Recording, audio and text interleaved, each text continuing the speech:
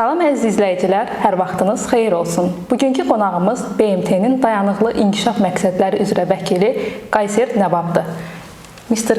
Qayser, welcome. Thank you. It's a pleasure to interview with you. Thank you very much. It's my pleasure to hear on this platform with you, on your media. How do you appreciate Pakistan and Azerbaijan relations?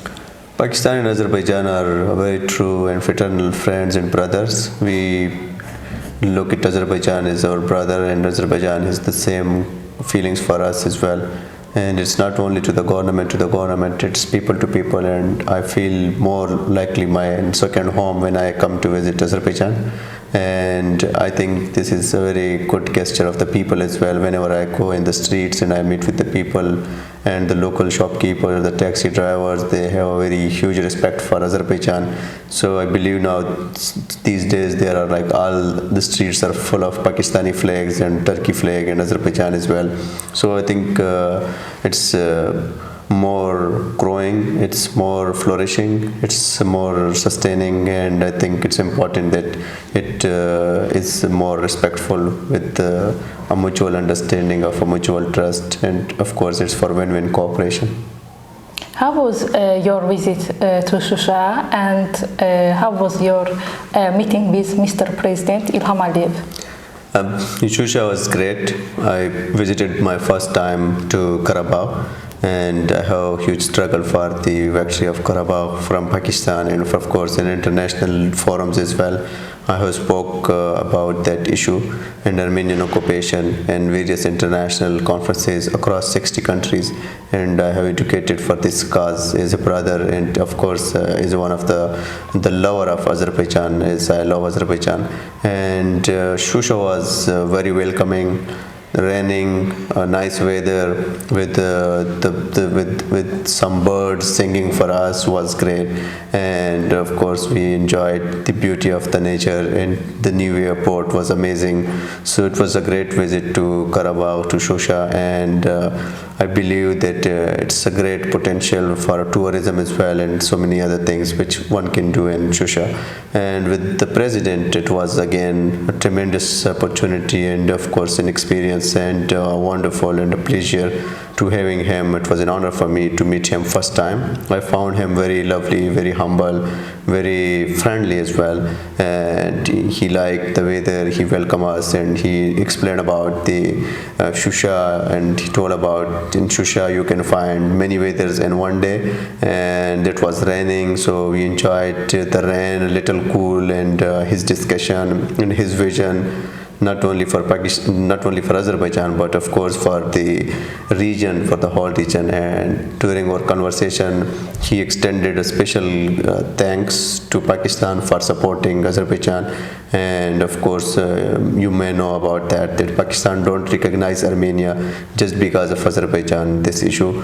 And I was really impressed by discussing him. I spoke with him, I asked multiple questions during the discussion, and we had very nice memories of the photos, and I extended him a souvenir of a Pakistani 75 anniversary banking note which has all the founding leaders, and he was very happy to see that, and he is very much supportive to the youth as well. So we discussed about his support for not only Azerbaijani youth but for overall the global youth, like being a chairman of the non-aligned movement.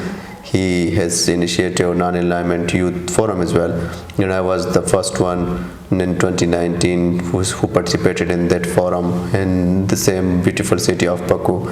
So yes, we found him very much a visionary leader, a true patriot for not only Azerbaijan but of course for the whole region, and he believed in peace, and he believed in sustainability, and he believed in prosperity of this whole region. Armenia doesn't give a location map of landmines to Azerbaijan. Will international community take action? This is a very important question. I think after the agreements and after the several bilateral and multilateral dialogues, and I think it's very important that Armenia should accept this defeat and they should accept the reality now, and they should give the landmines because it's against the international rules and regulation, and it's against the international law. It's purely a violation, and I believe that many countries are still silent on that, and many international organizations has not yet issued the clear message on that, and which is again the double standard which we have also not only observed here but we also observed in the issue of Kashmir, and we have the same issue there as well, and we see the double standard of the international organization, some major groups in some countries, and in the issue of Kashmir and so many others as well. So I think the Armenia should give the landmines map, because it's not only harming the humanity but it's also harming the environment, and this causing very great dangers to ecology and to environment and to climate change. And we just recently faced a huge climate catastrophe and so much disaster in Pakistan, and I think this terrorism by Armenian side or by not giving the landmine is not only with Azerbaijan but it's with the international community, because we share a same ecosystem, we share the same environment, we share the same space, and of course the air has no boundaries to go and to stop by someone.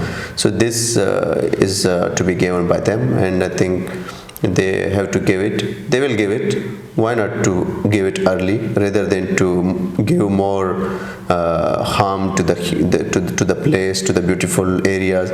And I think they should give, and the international community should also take a notice of this and should speak loudly and in very clear words about this. Should Azerbaijan choose a mediation of Russia or USA for getting peace with Armenia? This is in fact a very tricky question that if you ask about me, I'm not that much expert on that, but I think there is another option as well. Azerbaijan should look at another option as well, and that's China, who has recently very much performed in the global arena. For example, if you see the Iran and Saudi Arabia deal, that is very much politely and silently and in a good way it's done, and China is now looking with the Russia and Ukraine deal as well, and I hope that will be also one of the leading role of the Xi Jinping, who will be taking it, and his initiative of the global security initiative is one of the global initiatives where they can bringing the peace across the globe, and it's mostly on a win-win cooperation and for shared future. So for Azerbaijan, I think there is one more option as well, because Armenia itself is a member of the Belt and Road Initiative, and yesterday the president informed that China is also a very good friend of Azerbaijan as well. So I think this option can be good as well. Previously, the option of the other two major groups is not very good experiences in international relations. We are not very good happy with the United States and its role in Afghanistan and some other areas.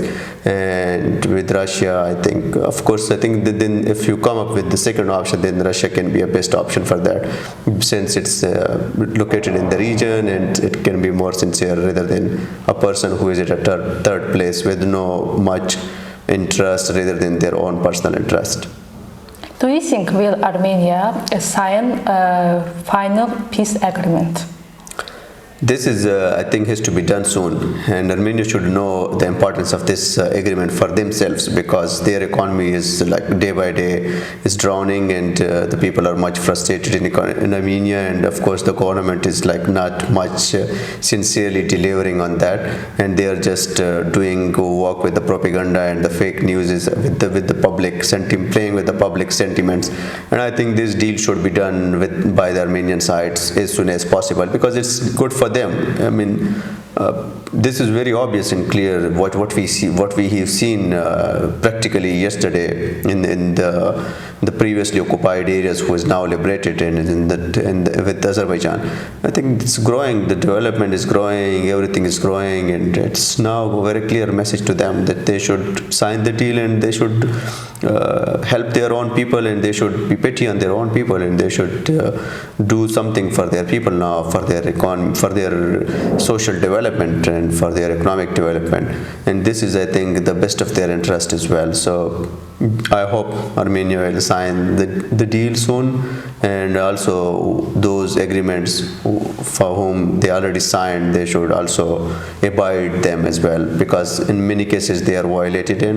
And of course, when you see the international community again, it's silent on those issues as well, especially the European countries for which Azerbaijan has donated much. Recently, Azerbaijan helped around 10 countries in energy sector, and when you see the Armenian their violation of the agreements, these countries are mostly found very silent, or even sometimes it doesn't exist in the global arena, which is sad. Armenia had occupied Azerbaijan land for 30 years, but international community didn't impose sanctions against Armenia. What was the reason? This is true that Armenian lobby across the globe is very strong, and this is of course one of the facts as well. And I think it's one of the smaller lesson to Azerbaijani side as well, that they need to work internationally more hard, and because it's a game of lobby. It's not a game of principles anymore. It's a game of how many people is on your table. So I think there are so many things which with the international community have turned eye, and I don't believe in this justice as well. It's personally when we see in the case of Kashmir, when we see the recent case of Afghanistan, and of course in some other Muslim countries, it's the double standard. Then when we see the other side of the international organization in those countries, in Ukraine, when you see how they are actively talking about the Ukraine and Russia war, while they never have that much active about the humans who are living in my part of the world. So I think it's the similar case here as well, that they are doing double standard, and there are so many other things that might take a long time to discuss, but I think the international community should at least now be very fair with their own principles, with their oath, what they have taken on the international laws as per, and these international organizations will be more relevant than if they do their work and sincerely and fairly. Otherwise, sooner I can see no future for these international organizations themselves and these blocks as well. Thanks for accepting our invite. Thank you very much for having me.